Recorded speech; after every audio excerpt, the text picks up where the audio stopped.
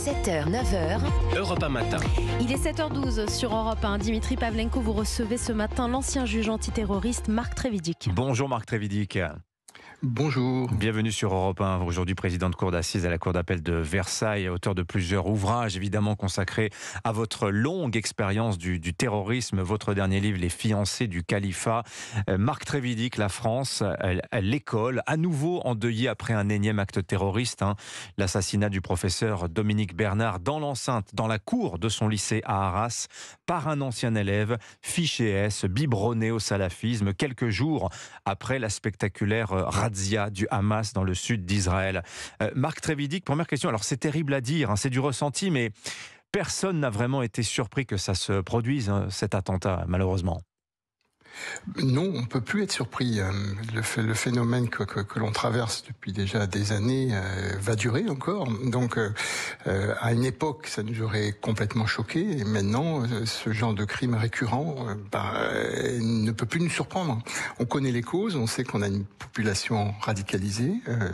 Et donc, il faut trouver des solutions sans croire au miracle, en fait. Alors, le tueur, ce Mohamed Mogouchkov, 20 ans, donc ancien élève de ce lycée d'Arras. On a appris beaucoup de choses sur lui ce week-end. Mais alors, j'ai envie d'avoir votre regard, vous, d'ancien juge antiterroriste. Son profil, selon vous, Marc Trévidic, de quoi est-il le nom ? Selon moi, il a un profil assez classique parce que les personnes radicalisées, surtout les jeunes, sont particulièrement instables. C'est un peu comme un explosif qu'il ne faut pas secouer, si vous voulez. La haine leur tient lieu de raison, en dehors de l'idéologie, et la violence, c'est un peu un exutoire.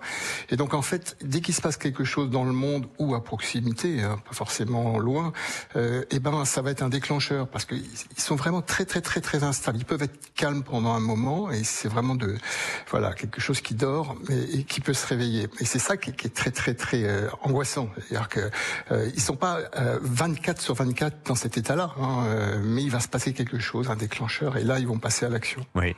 Et donc, c'est ce qui expliquerait, selon vous, que Gérald Darmanin ait semblé se défendre en disant ce week-end, il n'y a pas eu de faille des services de renseignement, sachant qu'il avait été contrôlé la veille, contrôle administratif, pour s'assurer qu'il n'était pas armé, et que c'est à cette occasion que son téléphone a été siphonné, ce qui a permis à l'enquête d'aller très vite derrière.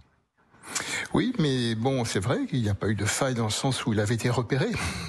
Il avait été repéré comme potentiellement dangereux, et il y avait même eu ce contrôle pour pouvoir lui siphonner son téléphone concrètement. Donc non, il n'y a pas de faille. C'est vrai que à ce moment-là, personne ne pouvait faire quoi que ce soit de plus. On n'arrête pas les gens avant qu'ils aient fait quoi que ce soit. Ça, c'est une donnée dans une démocratie. Oui.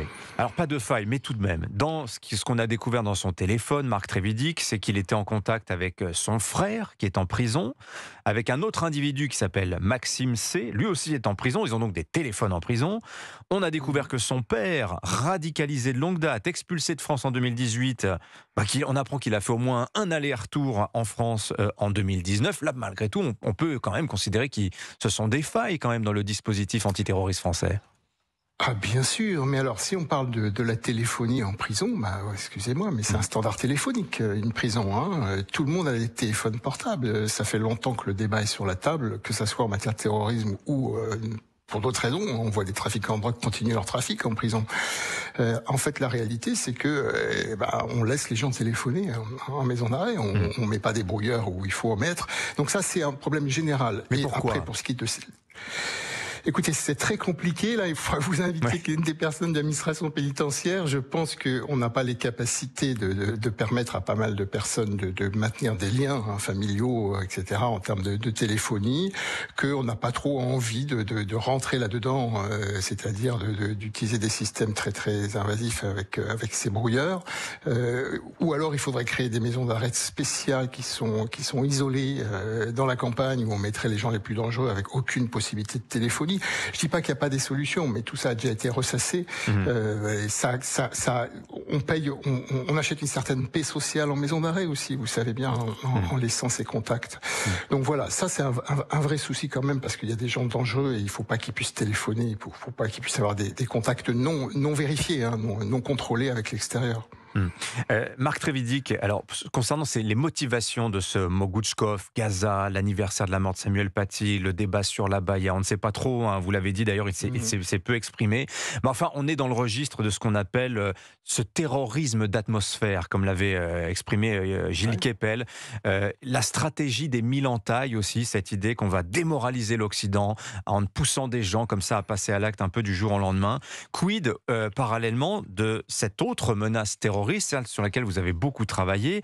Là, on parle des attentats beaucoup plus ambitieux, la menace projetée qui viendrait d'ailleurs. Les services de renseignement, selon les informations d'Europe 1, sont très inquiets d'une remontée de cette menace-là, Marc Trévidic.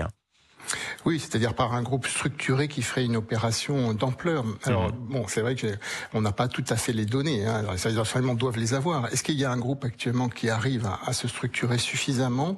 Pour moi, le signe principal qu'il faut regarder, c'est la capacité, que ce soit Al-Qaïda ou l'État islamique, de faire déjà des attentats dans leur zone de prédilection. S'ils y arrivent de façon récurrente, ça voudrait dire qu'ils sont assez puissants pour s'exporter. Pour l'instant, ça ne semble pas être complètement le cas, quoique on voit des résurgences, des actions terroristes en Irak notamment. Donc ça, c'est vraiment quelque chose qu'il faut regarder, parce qu'évidemment, c'est quand même la menace la plus importante. Mais pendant ce temps-là, vous avez raison, les deux vont de pair. On chauffe à blanc des petits jeunes qui laissent une pression constante pendant qu'on restructure et on prépare des attentats de plus grande ampleur. Ça, c'est déjà vu de façon récurrente là aussi dans notre histoire. Merci beaucoup Marc Trévidic d'être venu nous parler ce matin sur Europe 1. On pourra lire votre roman du terrorisme de 2020 ou encore votre dernier livre, Les fiancés du califat. Bonne journée à vous. Merci à vous. Bonne journée, merci.